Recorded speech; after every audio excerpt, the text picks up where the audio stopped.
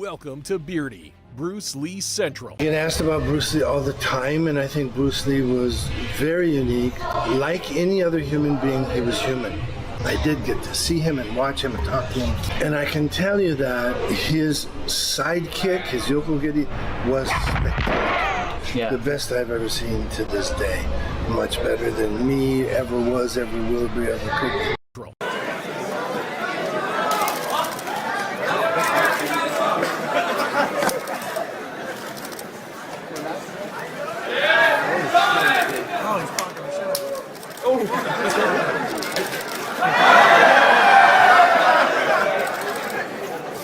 Johnston, light his ass up. Knock him off his ass.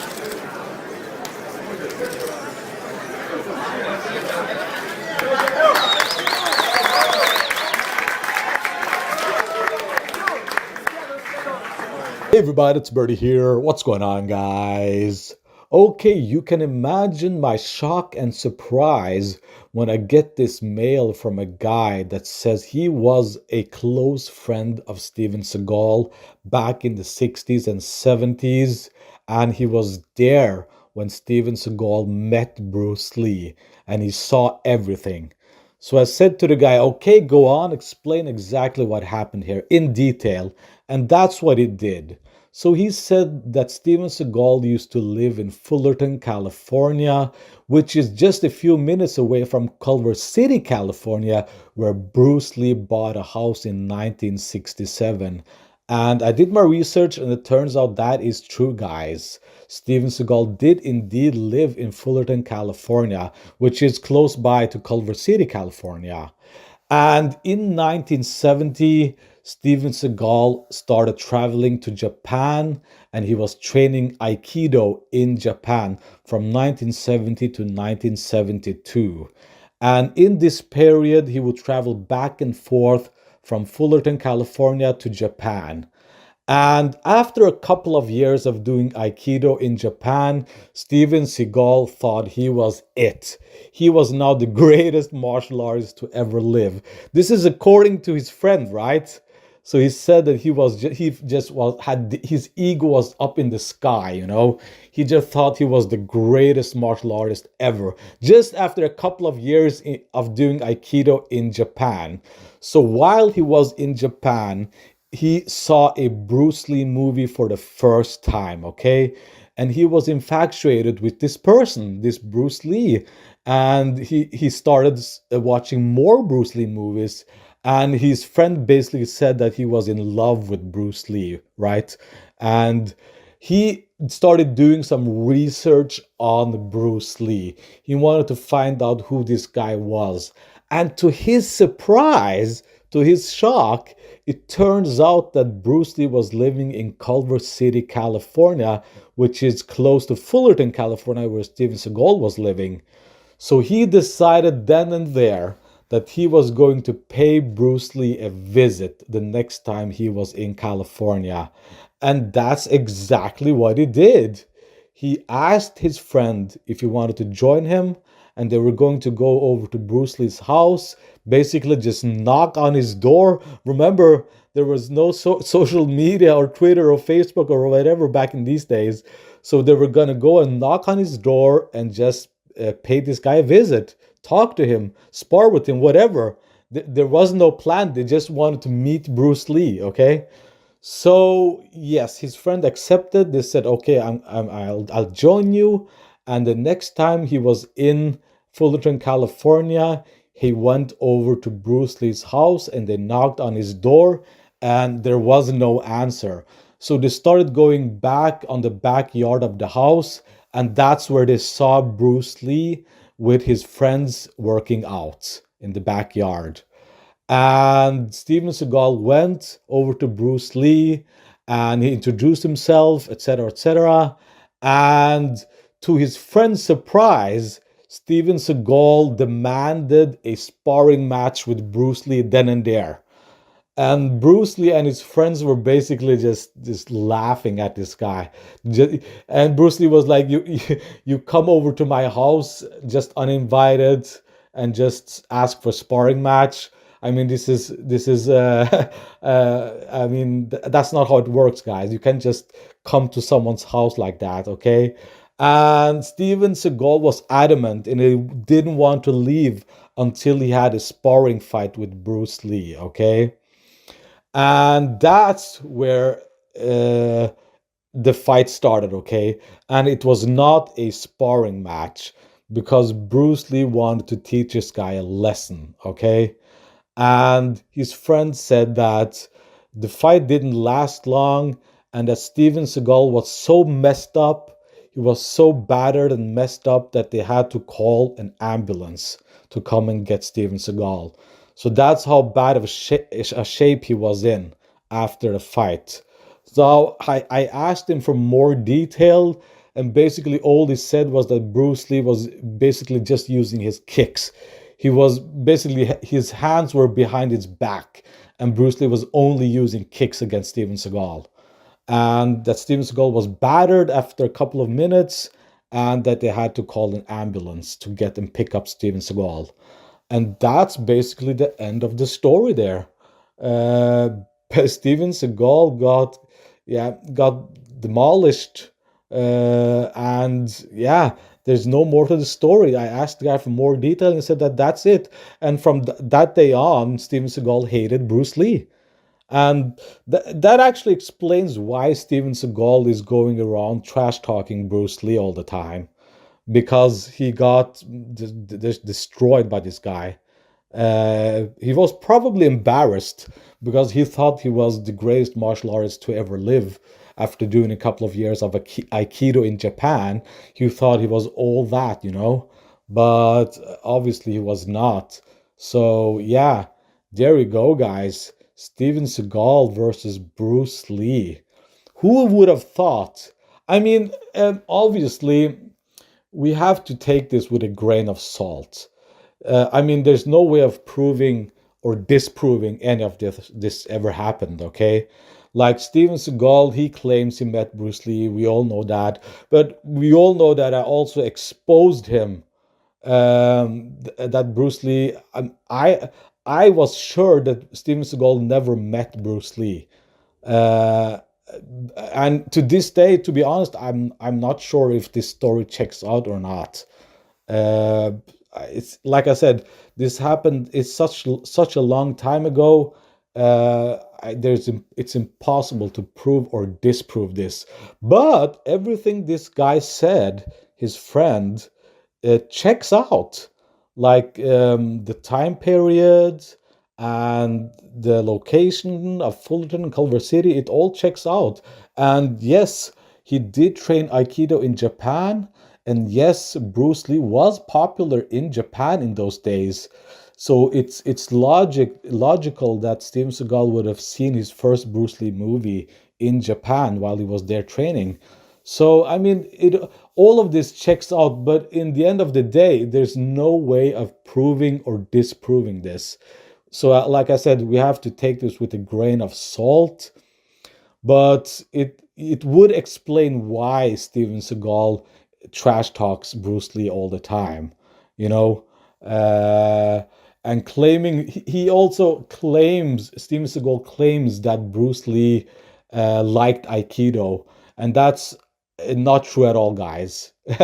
Bruce Lee was not a fan of Aikido at all. Like he considered implementing some forms of Aikido in Jeet Kune Do, but eventually he went away from it because Aikido was too stagnant of a sport. There's no agility. There's very little movement. It's more like you're using your arms a lot as like leverage and to pivot your opponent, and there's no like fluidity to Aikido. And probably there is fluidity to Aikido if you go to back in time to these early grandmasters of Aikido. They were more agile then than the Aikido you see today. And like I said, Bruce Lee was not a fan of Aikido at all. So Steven Seagal claiming that Bruce Lee was a fan of Aikido. And not only that, Steven Seagal claimed that he taught Bruce Lee Aikido. I mean, he was that didn't happen. If they ever met, this is what happened. What his friend told me. Okay, that he knocked on his door. No one answered the door. They went around to his backyard, and Bruce Lee got angry and he beat his ass.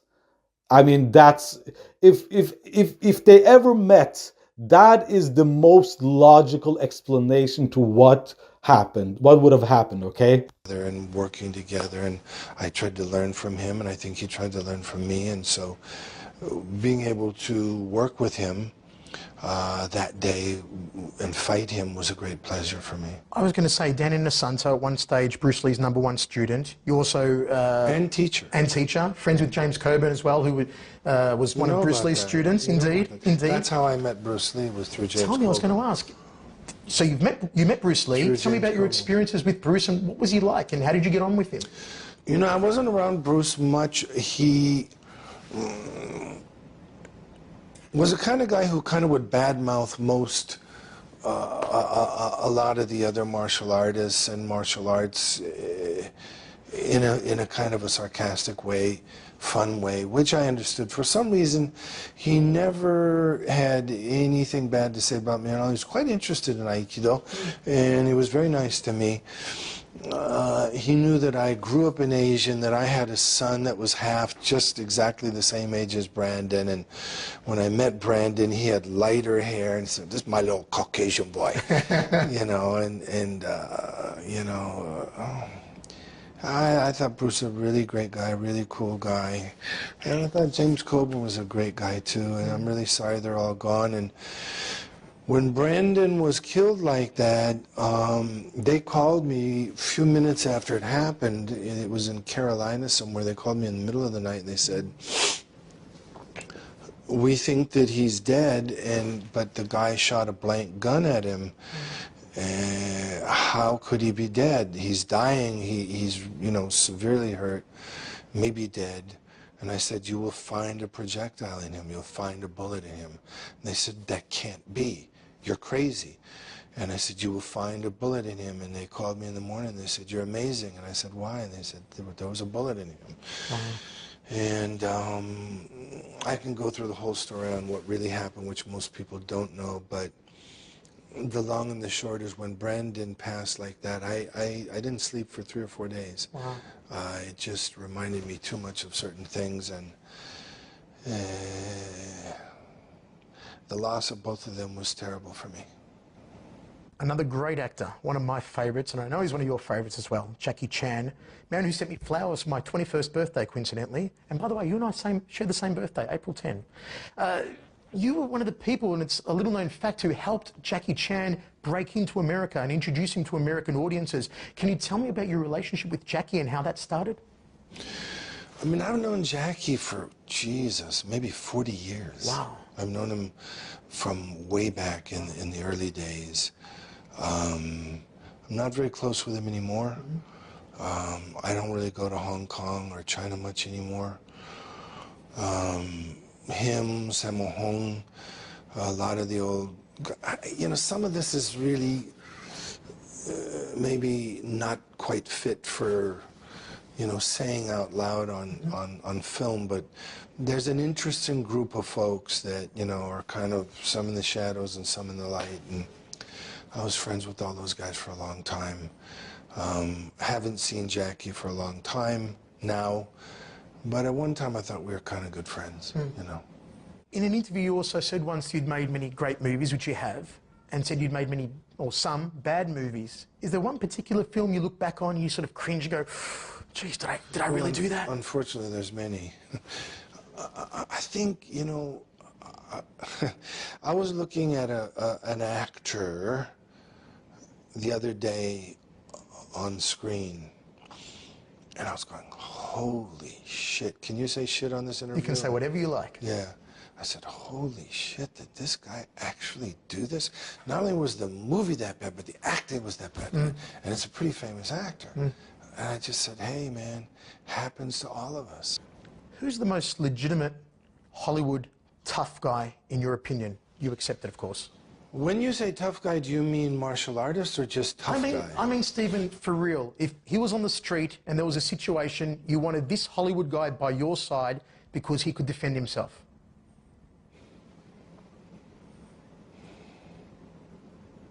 It's that hard to think of a legit one? Can you think of one? Michael Jai White? Can I laugh in your face? Really? Yes. Thoughts on Jean-Claude Van Damme? Can I laugh in your face? Chuck Norris? I mean, Chuck is in his mid-70s. He's probably 76 years old, okay? 75, 76 years old. Interesting. So I don't know. I've heard that he's not, you know. So, I mean, I don't really want to get into, on film anyway, you know, who's a tough guy. Do I think Michael is a tough guy? No. Do I think he's a martial artist? No. Do I think Jean-Claude's a tough guy or martial artist? No. If you were to put together your own ensemble of action stars, your own version of the Expendables, let's say, who would you choose, 3 or 4 actors to be in there with you? I think they had many great actors in there, you know, that are great action guys. I think this guy Jason Statham, is that Jason right? Statham? Statham, Yeah, is it? yeah. It's not Stratham, it's Statham. Yep. Jason Statham is a wonderful action guy. Jet Li, fantastic action guy, who, by the way, is a real martial artist. Yes, great wushu. And, you know, I mean, I'd never seen him fight, but I would imagine if you would have mentioned his name over those guys, I would have to say, okay, he's a real martial artist and probably can fight. Dolph Lundgren, Kyokushin karateka, used to be competitive. He's a very nice guy. Do I think he's a tough guy and a great martial artist? He's just a great guy, and, you know, but anyway, so, but I'm trying to think of all the guys that were in there. I didn't get to see it, but, you know, Jet Li and, you know, Jason Statham are great guys. Who else was in it? Dolph Lundgren, Terry Crews, Randy Couture. Randy's a real fighter. Mm-hmm. Yep. You know? Of course, Bruce Willis and Arnie, we know both aren't real fighters, but great actors. They're great actors. Mm-hmm. And Sly Stallone. Yeah, you got all those great actors there. Yeah. Oh man, this is beyond hilarious. Kentaro Seagal, Steven Seagal's firstborn son, was born in 1975, 2 years after Bruce Lee died. And Steven Seagal himself was a teenager when Bruce Lee died. And he didn't even start acting until the late 80s, okay? Steven Seagal was just a kid at the time. Just a kid living in California, fighting and training karate at this karate dojo. That's it. That's all he was. Just a teenage guy training karate. So why the fuck would the likes of Bruce Lee and James Coburn and Steve McQueen hang out with this kid? Okay, well, this doesn't need any more commentary. You can just see for yourself that this guy is obviously lying out of his but that's nothing new. Steven Seagal is notoriously known for just making up lies and talking. So yeah, we'll leave it at that.